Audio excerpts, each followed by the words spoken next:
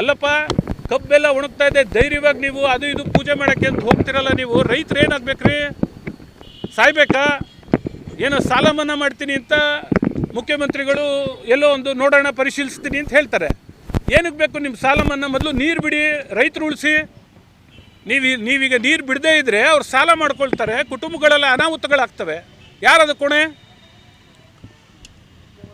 ಇವತ್ತು ಇಲ್ಲಿ ತನಕ ಆಯಿತು, ಕುಮಾರಣ್ಣ ಒಬ್ಬರಲ್ಲದೆ ಇನ್ನೊಬ್ಬರನ್ನ ರೈತರಿಗೆ ನೀರು ಬಿಡಿ ಅಂತ ಕೇಳಿದಾರ? ಕುಮಾರಣ್ಣ ಅಲ್ಲದೆ ಇನ್ನೊಬ್ಬರು ರೈತರಿಗೆ ನೀರು ಬಿಡಿ ಅಂತ ಯಾರಾದರೂ ಹೇಳಿದಾರ? ಏನು ಬಂತ್ರಿ ಇದು? ಇಷ್ಟೊಂದು ರಾಜಕೀಯವಾಗಿ ಹೊಟ್ಟೋದ್ರೆ ರೈತರಂಗಾರೆ ಜನಸಾಮಾನ್ಯರು ಬದುಕೋದು ಬೇಡವಾ? ದಾಖಲೆ ಇದೆ ನನಗೆ, ಜೂನ್ ತಿಂಗಳಲ್ಲಿ ನೀರು ಬಿಟ್ಟಿರೋದಕ್ಕೆ ರೆಕಾರ್ಡ್ ಇದು. KRS ಅಲ್ಲಿ ರಿಜಿಸ್ಟರ್ ಮೇಂಟೈನ್ ಮಾಡ್ತಾರೆ, ಯಾವ್ಯಾವ ದಿನ ಎಷ್ಟೆಷ್ಟು ನೀರು ಬಿಡ್ತೀವಿ ಅಂತ.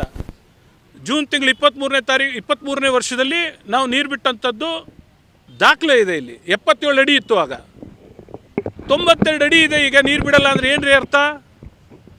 ಏನು ಉದ್ದೇಶಕ್ಕೆ? ಇನ್ನು ಎಷ್ಟು ದಿವಸ ಮಾಡ್ಕೊಂಡು ಯಾವ ಕಾಂಟ್ರಾಕ್ಟ್ರನ್ನ ಉದ್ಧಾರ ಮಾಡೋಕ್ಕೆ ಮಾಡ್ತಾ ಇದ್ದೀರಿ ನೀವು?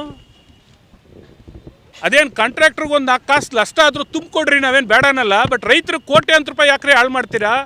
ಅವ್ರ ಕುಟುಂಬದಲ್ಲಿ ಅವ್ರ ನೆಮ್ಮದಿ ಯಾಕೆ ಹಾಳು ಮಾಡ್ತೀರಾ? ಅದನ್ನೇ ನೀವು ಸಂಪಾದನೆ ಮಾಡ್ಕೊಡೋಕ್ಕಾಗತ್ತಾ?